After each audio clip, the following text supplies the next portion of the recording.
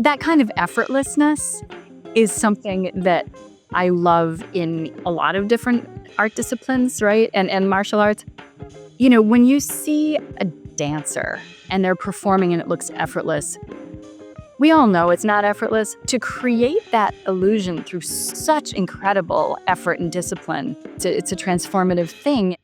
I'm Diana Oehrli, and I've spent most of my life learning firsthand what privilege actually costs.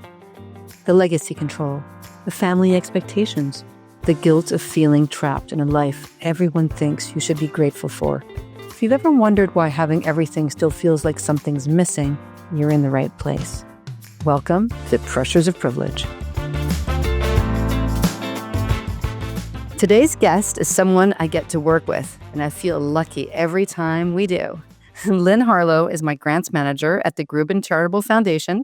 Together, we review applications and direct grants to nonprofits here on Aquidneck Island.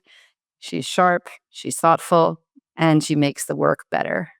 But here's what most people don't know about Lynne.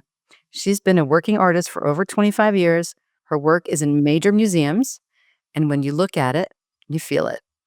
She also runs her own firm, Tangerine Advisors, and has spent her whole career inside foundations. For years, she managed the Lily Auchincloss Foundation in New York City, giving away millions of dollars a year to groups working in art, education, and human services. Today, I want to talk about all of it, the grants, the giving, and especially the art. Because Lynne once wrote something in her artist statement that I want to share. She said that taking things away from a piece is ultimately an act of generosity, that by removing more, she gives more, if I get that right. I want to know what that means in her art and in her life. Lynne, welcome. Well, thank you very much. I'm excited to get to talk about all of this today. You're such I'm so lucky to have found you. I just feel that when I first hired you to bring you on to the team at Grubin, I had no idea about that you were an artist. Right. You knew about my foundation background, and then the art revealed itself a little later. Yeah. And I know from the get-go, I've just loved working with you. And I think there's something, maybe it's when we talk about some of the needs on the island and some of the philosophy that's running the foundation, you seem to really get it. Like you're just, I'm so interested in the work. There's no better way to really understand a community than to really know its nonprofits and understand its needs. So it's fantastic to get to do this with you. Yeah, you've been doing this for 20 years and first running one and now advising many. What do you think's changed the most about how you think about giving money away? Whenever I'm working with a foundation or other institution that's making grants, I'm always focused on what that particular donor's mission is, because everybody approaches it a little bit differently, right? So I want to make sure that I'm helping support a given foundation in the way that they most want to get the money out, really want to engage with their community. And that's one of the things that that has been great about working with Grubin, to really understand what your intentions are. And you have refined and developed the mission and the focus of the foundation over time in ways that are so responsive to what Newport and Aquidneck Island need. So that's a perfect example of how I always like to think about working with a funder. How do they want to have an impact?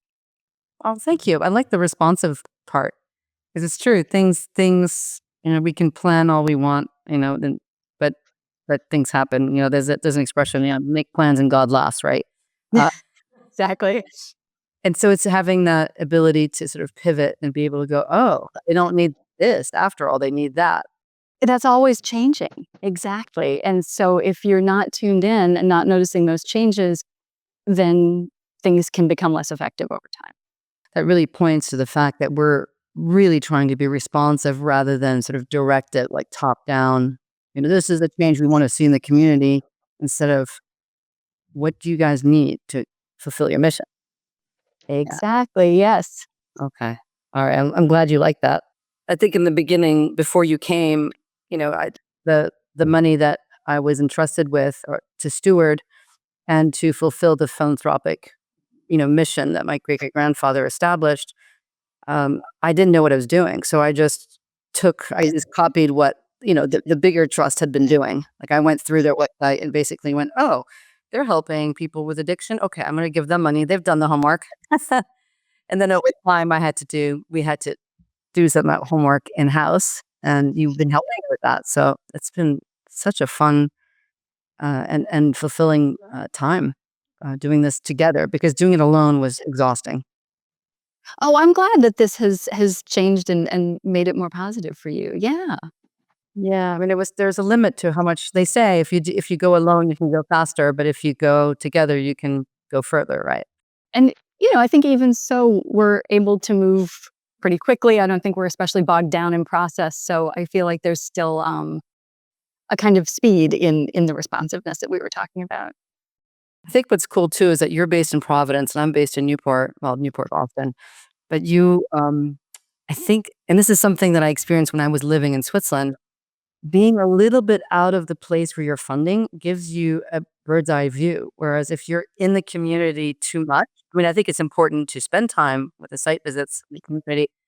I think you can get not be able to see through the trees. Yeah, I think there is some value in having a little bit of that distance and that perspective, because we then get to rely on all of the really deep expertise of the organizations and the leadership that are in the community. So, so that level of detail is really so thoroughly understood by them. It's perfect. Yeah. So you ran a contemporary art gallery inside an airport. I did. I did. About 15 years ago, there was this push to put art in airports, which I think is so smart. I mean, there's a lot of unused space, or wall space, I guess, in airports. And TF Green, in partnership with the Rhode Island State Council for the Arts, decided that we needed some artwork at the airport there. And it was a great thing to do. We showed some beautiful work by a lot of different artists based in Rhode Island. So it wasn't just you, you were a part of a group. I was part of a group, yes. So I was coordinating exhibitions by a whole range of artists, and people who were interested in having their work in that setting could apply and submit their work. It was a really cool project. It continued for more than 10 years, I think. I don't believe it's running currently, but it was a really worthwhile thing. Was there a central theme? There was not one overarching theme, but what we would try to do is organize shows that shared either a theme or some commonality in the way people were working. So we did kind of straightforward painting shows that would feature maybe two or three artists, but then there was sculpture and all sorts of other, constructed work. There were some really amazing woodworkers who brought in big pieces that they had composed. So yeah, it was very varied, and each show had its own really distinct character. It shows the a little bit of the culture and the fabric of Rhode Island. It does. There are so many artists here, really amazing practitioners, and so to get the chance to feature that as a really kind of key identity of the state, I think was a nice thing. You helped build the Vela Foundation from scratch? Yes, that was a fantastic experience. The trustee of that foundation had a really strong interest in food access and nutrition education, and she wanted to structure a formal foundation and an application process and everything that goes with that. So I worked with her for a year to make that happen, and it was a really thoughtful process, because even within the world of food and nutrition, there's a huge amount of work going on. That foundation is based in Massachusetts, excuse me, and there's a lot of work in Massachusetts that's related to that. So we had to really think through what the geographic focus of the foundation would be and what aspects of food access and nutrition she really wanted to prioritize. And then there was also a lot of outreach, because it was a new foundation and people, of course, didn't know that it existed. So we did a lot to reach out to organizations and experts in a variety of communities in Massachusetts to let them know that this money was available. Yeah, it was terrific. It's different, like, than stepping into something that already exists. Like, there's something about starting brand new. Like, can you what was that like? Defining it was really the most important piece initially, because before you reach out to anybody to tell them that there's this grant opportunity, it's important to make sure you know exactly what kinds of things you want to support and encourage.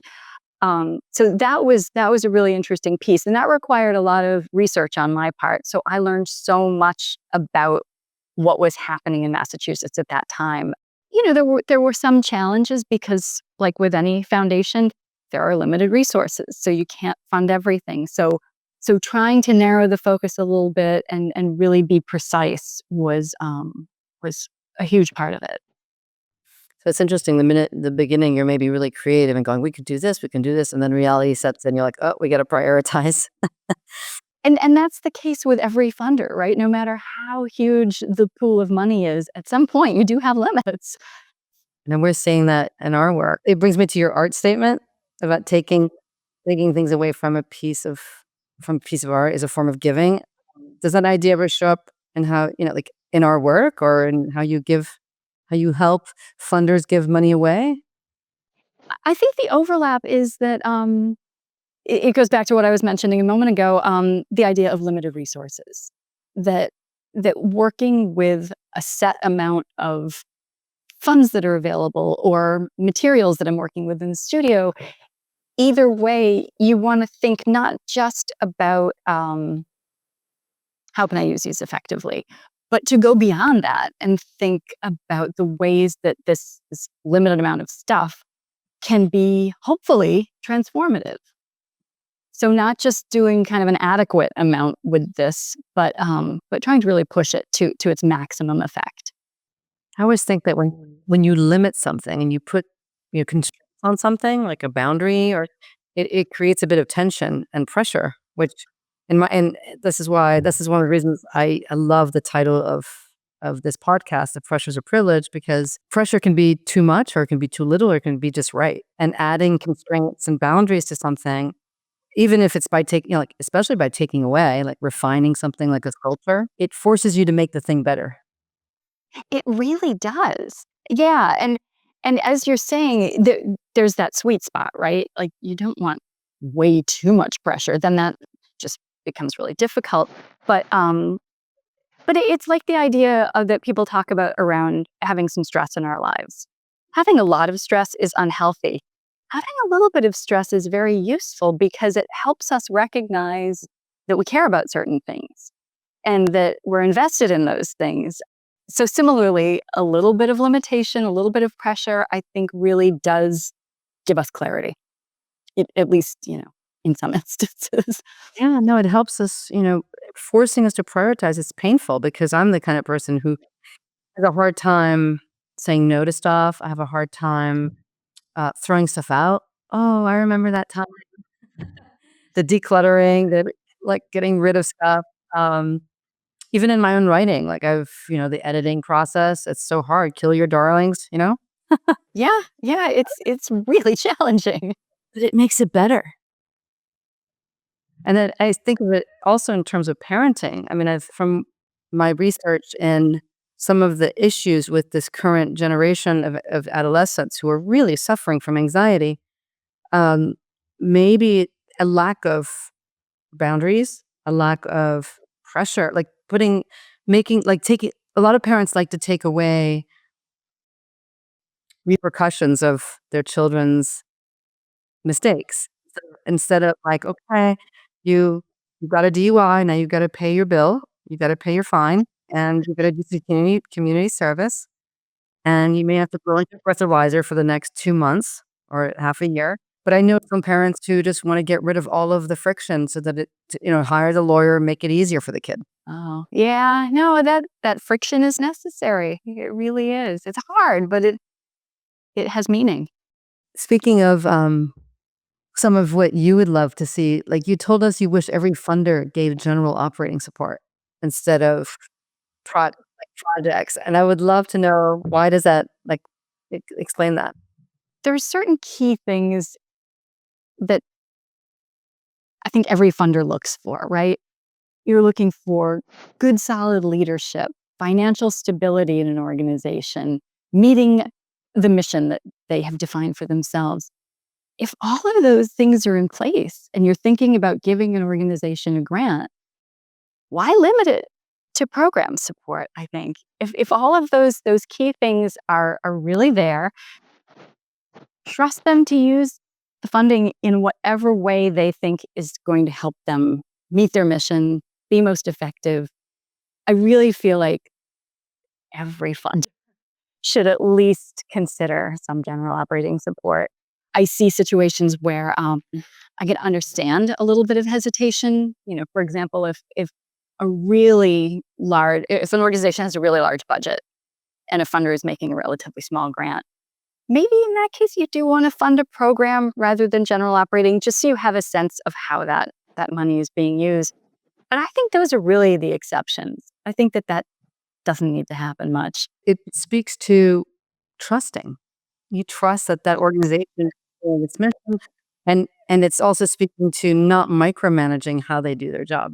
With any grant making, particularly general operating support, there are going to be moments, just hopefully not frequently, when a grant doesn't work out the way the funder had hoped and intended. It's okay. You don't want to see it happening all the time, but yeah, every once in a while it's going to happen. How do you know when a piece of yours is finished? I don't tend to struggle a lot with that question the way I know other artists really do. I usually have a pretty clear sense of what I'm trying to get at when I start a piece. And very often I've done a bunch of drawings and other preliminary preparations. So, I've got it kind of mapped out. Going back to the idea of how little is enough, I'm really always looking for the point where I feel like a piece is doing something and maybe something kind of unexpected. And as soon as I find that it is doing something, for lack of a better description, I stop. And then maybe what I do is walk away for a few days, come back to it with fresh eyes, and see whether or not I still feel that way or if it might need some fine tuning. There are also plenty of pieces I've made that I have finished and I have considered complete. And then I look at them again and think, yeah, they're not really doing anything. And then those are not really considered actual pieces. I kind of trash them and start again. Oh, wow. I've gotten kind of disciplined about it. Over time, it has become a little easier to do that. I love that. So you take you strip things away until you get to the point that it's doing something. Something that just feels a little unexpected. Sometimes feels like it's at the border of not even being a piece of art anymore because there's so little to it. I really love that line, like where you're just on the edge of it not being anything. And if I can get as close to that line as possible and still feel like the piece has some vibrancy to it, that's a good place to be. Is it a feeling? It is, and it also is very often connected to kind of color-related visual sensation because I do often work with vibrant color. So if something is happening that really feels like there's an active relationship between the color and the material, and then often the light and the space around it, then that seems like it's in the area where I want it to be. I just love the artist statement. It reminds me of martial arts and in karate. My sensei is always talking about refining to the where movement becomes so smooth and so. He often says you want to do that movement in such a way that the person who's looking at it is like, wait, how did they do that? Like it's just so quick and it's not quick in a way that's jarring. It's quick in a way that's the way a bird is flapping their wings. It's so natural. And that natural aspect is the thing that prevents it from ever seeming robotic, right? It's a completely organic thing. Yeah, often he'll say, that's too disjointed. Uh, see the hand.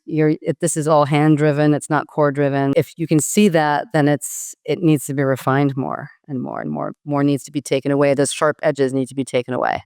What a fantastic practice, right? Because I mean, there's such physicality to it, but you're also doing something that's so it's engaging your mind in such a direct way, right? Like you can't separate those things. It's interesting when you say you take away, you're able to give.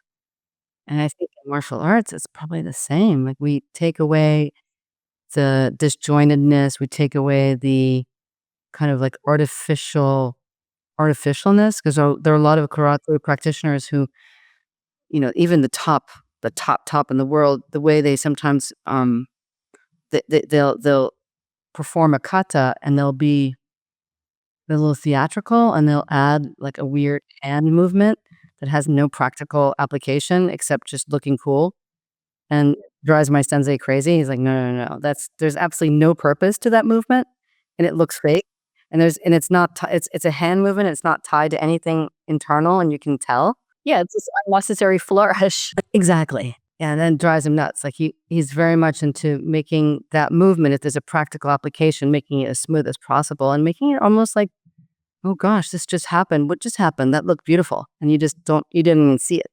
That kind of effortlessness is something that I love in a lot of different art disciplines, right? And martial arts. When you see a dancer and they're performing and it looks effortless, we all know it's not effortless, but to create that illusion through such incredible effort and discipline, it's a transformative thing. And I'm thinking about the description you were just giving of those kinds of movements and how similar that is to the way I think about a lot of what I do in the studio. Because when you have just a few elements, right? Just the way your arm is moving, the way your posture needs to be, it has to be perfect because there's nowhere to hide, right? And similarly, like if I'm making a piece that's a monochrome, for example, that color has to be perfect and that color has to do exactly what I want it to do because it's the essence of the piece. So I think this idea of essence is very present in both of the things we're thinking about right now. Yeah. Also in music. I know we've been doing a lot of grants towards music, not so much to art, which is I've been waiting for you, Len, to to suggest an art program for kids. I'm sure there are great ones. We'll have to take a look. Because there's such a thing as art therapy. But that's kind of shifting this subject. But I was thinking also in terms of because your pieces are so minimalistic. And they appear minimalistic. I mean, I'm not very good. I wouldn't say I'm an expert in contemporary art. Like I love that piece right behind you, that circle. Every time we have a meeting, I'm always looking at that bullseye above your head. That is by an artist who I adore, someone named Julian Dashper, who really just made such smart, minimal work. And, I feel very lucky. I have work throughout my home that is made by artists I know and love. And yeah, that piece behind me is so active. There is not a lot of visual information there, but it's just so great, and I love to live with it. And these are the sorts of things that I like to look at and think about when I'm approaching my own work. Right? I think about who's doing the stuff that gets me really excited. It helps me find my way. I love that you fill your house with art from friends, because I do. I do that too. And you said your favorite jobs and art events led you to people who became close friends and mentors. Yes, I a long time ago, I worked at the Museum of Modern Art for not that long, but that led me to meet so many fantastic friends who are still a huge part of my life today. And it led me to my work at the Lily Auchincloss Foundation. And it just kind of meshed my two worlds in a way that is so evident in the work I do today. This combination of foundation grant making and studio art. Who was one person who changed your path? Well, Alex Herzan, who is the president and trustee of the Lily Auchincloss Foundation. She and I have worked together now for 26 years, because I've been with the foundation that long. I had managed it earlier on, and I continue to serve as a board member now.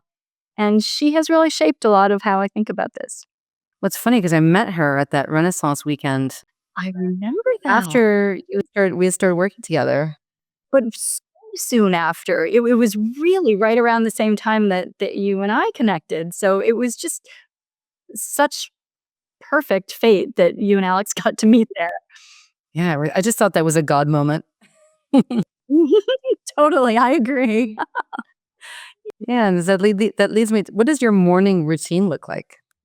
I have a pretty simple set of things I do in the morning. I know a lot of people have these really thoughtful, kind of complex morning routines, and I'm always kind of in awe of that because I've never developed one. Uh, but there are three things that I do every morning, and this is my one consistent thread. When I get up, I remind myself that the two things I want to keep in mind and make sure I'm somehow using throughout the day are humor and patience. Those are my daily reminders.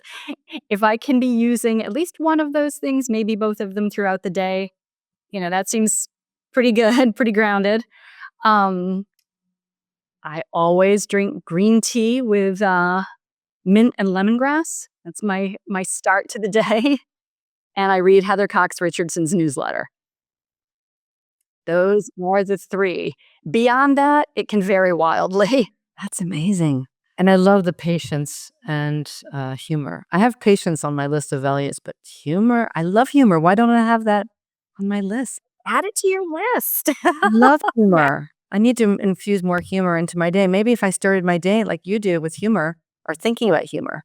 Yeah, it's a great thing to just be aware of. And it doesn't mean we need to be like just busting out jokes all day long, but just to have a little bit of a sense of levity as we're dealing with things, pretty helpful.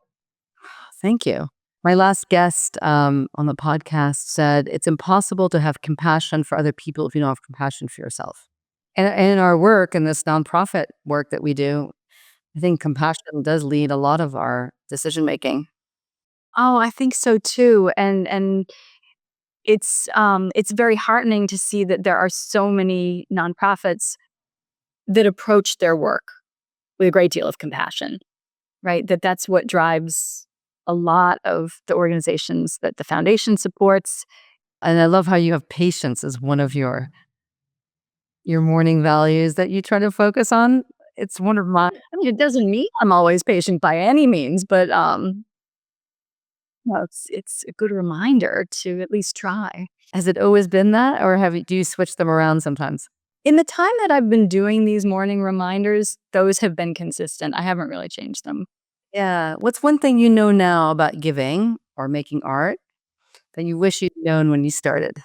In both instances, just knowing that you don't know everything and you don't have all of the answers is very freeing. And especially when I was younger and in the studio, I wanted to have everything figured out.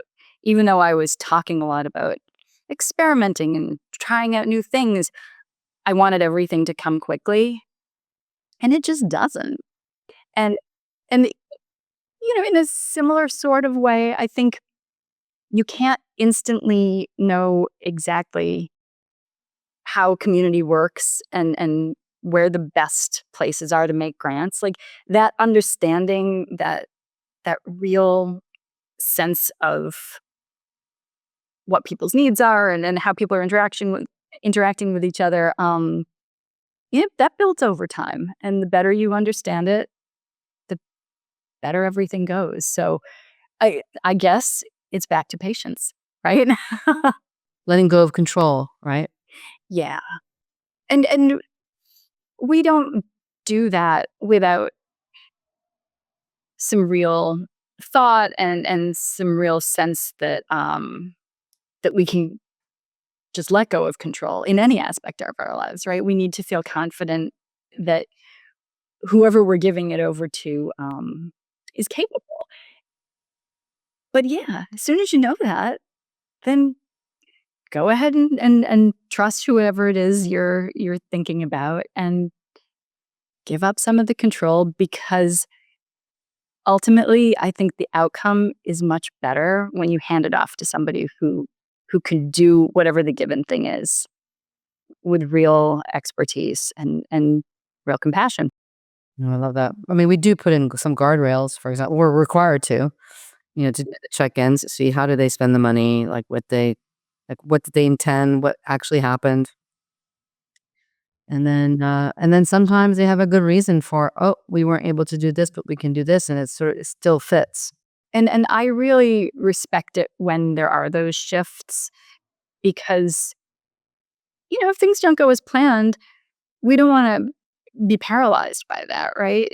In any instance, it's important to be able to shift a little bit and think about how to move forward instead. So yeah, I mean, I always appreciate it when somebody is able to make those necessary decisions and make some changes. It's also like leaving room for them to get what they truly need or what they truly need to do.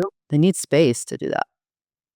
Yeah. If we're micromanaging and on their backs all the time, that's not good. No, no, it's not good. It's not necessary, and it can really backfire. Have you ever, like, in terms of, like, I'm going back to your art, have you ever, like, how little is enough? Like, how much can be taken away before a piece actually just crumbles and then you've taken too much away? It's the most subjective question, right? Because in thinking about how artists work, somebody else's version of how little is enough could be a lot. And even within my own work, that limit can change a little bit. I can make things that are truly, truly minimal, barely there. Sometimes maybe I want to make something that has multiple components, multiple colors, and in that instance, it answers the question of enough. Um, but the basic idea that you can probably do with a little less and still come out ahead works in a lot of instances. I mean, it's also pretty theoretical, right? There's certain, like, you don't want to go low on the air in your tires just because this idea of doing with less. Like, sometimes you need what you need, but playing around with that question of where that line is, I think, is such an engaging question to be involved with. Well, other people have loved what you do. I mean, you've been shown at the Met, at MoMA, RISD Museum, even the Cordova Sculpture Park. Where was that? That's in Lincoln, Massachusetts. That's a beautiful place. They have a building that's a museum, but then also grounds with a fantastic sculpture park. It was so fantastic to be part of an exhibition there. It was really, really fun. Yeah, and you've won the artist grant from the Pollock Krasner Foundation in 2020. It was during lockdown in April of 2020. And, those were hard days. And then I got this amazing phone call that I had gotten an artist grant from Paula Krasner Foundation. So that was a wonderful thing. And it really did allow me to make some new work, specifically working in cast glass, which is something I hadn't done before. So that grant functioned in exactly the way I hoped. It led me into some new territory, and I was able to make some things that I was really excited about. And you also had a fellowship from the Rhode Island Foundation in 2010. Yes, that was huge too. The McCall Johnson Fellowship is this program that the Rhode Island Foundation runs, and it cycles through visual artists, writers, and I believe musicians. And they're really generous, substantial grants. And I was able to do a lot with that. I made large scale work. I did a residency program in southern Italy that also really pushed my work forward, and it was the right thing at the right time. I'm so grateful for these kinds of supports. you're now represented by two galleries, right? Or one gallery? The Minus Space in Brooklyn and Liliana Bloch Gallery in Dallas? Exactly. Yeah. And I love working with both of those galleries. They are run by the most wonderful people who are so supportive and so collaborative. Yeah, it's really kind of dreamy to have the chance to do that. It's like Minus Space sounds like the perfect gallery for you. Oh, it is. Minus Space is fully devoted to artists who are working in some sort of reductive approach. And the thing that's really interesting about that is when you look at all of the artists who are involved with Minus Space, the work varies a lot. It's not like, oh, because we're all reductive artists, it all looks the same. That's not the case. But yeah, we share this approach and a kind of philosophy about the work that we're making. So it's cool to be involved in a gallery that is a little more specific and has that focus. And then working with Liliana, it's a broad mix of artists who are all making really smart work, but completely different kinds of things. How did you get into art? It's something that I've always had an interest in, but when I was younger, I was really drawn to art history, really interested in the history, the context. I studied art history as well as visual art in college because I really didn't know which path I was more interested in. And it took me a while to figure out. I was living in New York after college. I was working at MoMA and also making art at the Art Students League, which is just a dynamite resource in the city. And over the course of a couple of years, I sorted it out and decided that I really wanted to pursue the making versus the history. And so at that point, I went to grad school and got my MFA. I went to Hunter College in New York. It's a great program. At the time, they had a giant studio building over by Port Authority, which was kind of a mess, but it was great studio space. And yeah, fantastic people teaching there. It was a really good experience, and it was the thing that really kind of solidified my commitment to doing this as a long-term thing. So I came out of that MFA program and started making art, and I've done it ever since. How is the art market changing? I mean, I'm hearing some galleries are closing in New York. There are a lot of gallery closures. Some smaller galleries have closed, some larger galleries have cut back in terms of staff and rosters of artists that they work with. So there are definite shifts happening. Art fairs over the last, what, 15 years maybe, have become such a huge part of the art market and that landscape. And I don't know if that's sustainable. I'm wondering and maybe hoping that they are kind of waning at this point. Yeah, and certainly there's more happening online because now that's possible. But there's still a lot of galleries, and it's great to be able to just walk into all these different galleries, particularly in New York, and see a lot of different kinds of work. And you can just do it in this really casual way. It's free, of course, and I think the galleries still play a really important role in all of this.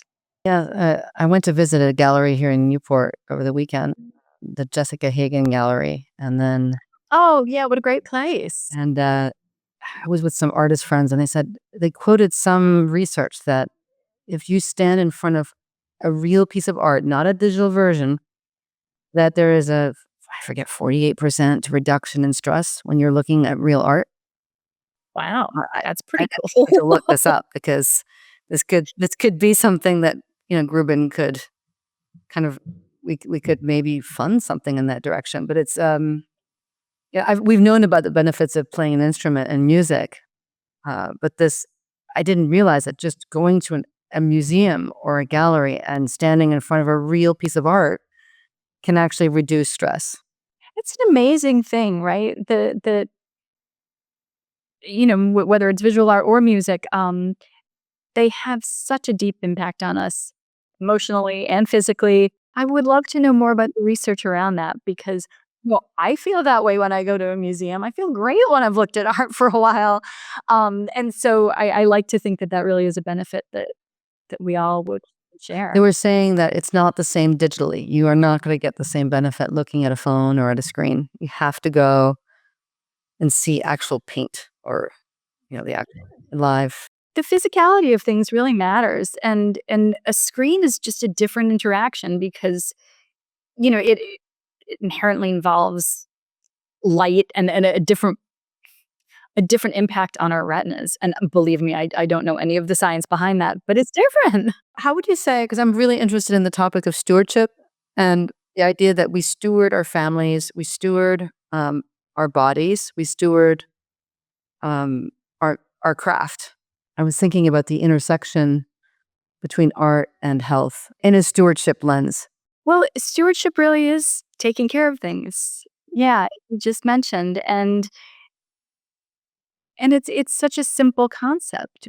Anything that we care about, anything that has some value really needs to be cared for. And also, even if it doesn't have value specifically for us, but it matters to our community, it matters more broadly, that's still something that we should really take care of, even if we don't have that direct relationship or investment. And even though I don't find myself thinking consciously about the word stewardship on a daily basis, it's what I do every day. But you wouldn't be able to do all this stewarding if you weren't taking care of your body. You'd be tired. You might not be as motivated to do it. You might just be in survival mode and not able to think, oh, that organization could help a bunch of thousands of people. You'd be thinking more about, oh God, I've got a stomach ache and all I want to do is sleep. It's true, right? However we're feeling physically really impacts our capacity to do everything else in our lives. Yeah. I mean, physically, it encompasses the emotional side, the spiritual side, the sense of purpose, the sense of connection. It's not, I think, if you take away the body, we can't really steward these other parts either. So I do think the body encompasses all of that. This points directly, I think, to the Gruben mission, right? That we recognize the importance of well-being in all of its aspects and trying our best to maintain these different parts of who we are in our lives. It's so necessary so that we then can be effective in whatever it is we're looking to do. So whether it's family or work. I was just thinking of, like, before you came on, I went to that funders meeting that we go to. It's like a group of funders who get together every summer and we talk about our favorite projects and giving and where we think there's a need. And before you came on, I think I stood up and I said, well, I'm focusing on trying to help people with addiction in Newport County. And some of the old guard went, oh, they kind of laughed me out of the room in a way. They were like, good luck. It's kind of an unsolvable problem. Um, and we just don't see a solution to that. So forget about it. And but then after the meeting, Rhode Island Foundation and a few others came up to me and said, Diana, like, we want to support any initiative that you think is worthy. And I was thinking that old guard, not to criticize them, but they didn't know anything about it. They they're in that world of, we don't talk about mental illness, we don't talk about addiction. This is all very stigmatized, and they are not going to direct grants to mental illness recovery because they know nothing about it, and they themselves are maybe not leading the healthiest lives. So if they look in that direction, oh, that's not healthy. Oh, but I'm doing it every day. And they're not. I wouldn't call them. I'm not saying that they're addicts or anything like that. But they're maybe not living their best and healthiest life. How can they give away, or how can they help other people who are really struggling unless they understand that struggle themselves a little bit, even on a higher level? This is where curiosity is such an essential thing, right? I'm sure you, as you're describing, they didn't really know about this. No, it was before the opioid epidemic. I remember, and it was just starting. And then I remember the following year we went in, and it was like opioid epidemic was a big deal. I'm like, well, it was a big deal even before the opioid epidemic. We had people dying and, of alcohol poisoning and addiction. I didn't want to talk about it. Yeah. And that idea that you were just mentioning, something that is kind of solvable. I don't think that exists. I think that anything is solvable, but it takes a lot of resources, and it takes curiosity and understanding and all of that to understand what it is that might even be the most helpful way forward. So I'm glad to know that since that time there has been a shift, right? And people are more open to funding these kinds of programs. Very glad that that has happened. Yeah, it's been a huge change in the last 10 years, I've noticed. So do you have any sort of advice for, families who might be wanting to start a philanthropic project, a legacy project within their families? What would you advise them to do? I guess my first thought is definitely do it. It's a really worthwhile thing that can sometimes be a little daunting, right? Especially if someone hasn't really done that before, it might seem like, it's complicated. There are a lot of steps. There are a handful of steps, but ultimately, it ends up being really of huge benefit to the community. And it also becomes a real learning opportunity for anybody who's doing that kind of giving. And what's also nice, I think, is for somebody who's thinking about getting involved with this kind of giving, they can be as active and as hands-on as they want, or mm, take a step back and let somebody else help them with it, right? There's such a range of engagement. So if anybody is thinking about that, I would say go ahead and get started. Have some general thoughts about the kinds of things that they might like to like to support, but you don't have to have it all figured out. You can kind of figure it out as you go. And that's a really nice thing that happens, that over time there is that evolution, and you don't have to have it all mapped out on day one. No, I always think, because in my book, I'm starting to write about, well, because I see sort of the uh, healing the world kind of mirroring healing the inside in a strain. It's like there's the micro and the macro. One of the exercises I've done is to write down all of my problems personally. And I had a therapist who had me do that. Write down a list of everything, that the problems, things that are making me upset. Like in 12 step, we do a resentments list and a fear list. And I was thinking philanthropically, I've had actually Mike Kim, one of my coaches, said, make a list of things that drive you crazy. That you're really like the injustices of the world. I write down like destruction of the rainforest, blah, blah, blah. I write down all the things that I get really impassioned about, like cruelty to animals, cruelty to children, abuse of children. Make a huge list of that. And that kind of gives you already an idea of what you might want to fix. That's a really great approach, because there are things that we have really strong reactions to, and that does help to indicate what your way forward might be in addressing that thing that drives you nuts. Yeah. Then my next step is you do your own lifestyle medicine life assessment. Like, how are you doing with your sleep, your food, your exercise, your connections? Like, how are you doing on a personal level?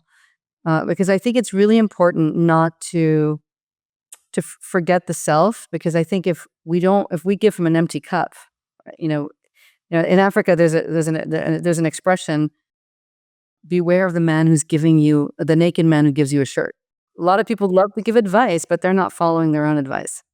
It's true. And then the process you were just describing, that reflection and assessment of how you're doing yourself, can be a little hard to really take that close look and be really honest with yourself. But yeah, huge gains as a result of it. And then I think one of my other steps is to come up with a board of directors or advisors. And I would count you as on my board. You're part of my, like, the people in my life that help make, the purpose that are, we're working together on. Not, you're helping me in the philanthropic area, but also you're helping me in more than that, because we talk about life and about the problems in the community, but they all reflect back in our own lives. We all know somebody who's struggling. We all know, artists who need support. All right. Well, I want to thank you, Lynne. So where can people find your stuff besides the two galleries, the Mina Space in Brooklyn and Lily Auchincloss Gallery in Dallas? Online, my work is always visible on my website, which is lynneharlow.com. And it's also visible on the websites of the two galleries that I work with. And then I do have exhibitions from time to time. I just had a show come down in Providence last week, and figuring out where the next shows are going to be. I think I might be doing a couple of projects next year, including something in Newport and with Liliana Block in Dallas. Yeah. So all those details are still to be nailed down, but it's fun to have the planning in progress. So great. And you have websites, the tangerineadvisors.com for people who are looking for advice philanthropically or support, and lynneharlow.com. That's your art website. Yep. So between those two websites, people can find all the information about my two lives. Yes, Tangerine Advisors and lynneharlow.com. Fantastic. Well, thank you so much for your time, Lynne. This was such a pleasure. Thank you, Diana. If this episode landed for you, share it with someone who might need to hear it. And if you haven't already, subscribe so you don't miss what's coming. But here's the real thing I want you to know. If you're carrying something you can't talk about, if you have every resource except someone who actually understands what wealth costs, I work one-on-one with people like you navigating exactly that. You can reach me at dianaoehrli.com. Thanks for listening.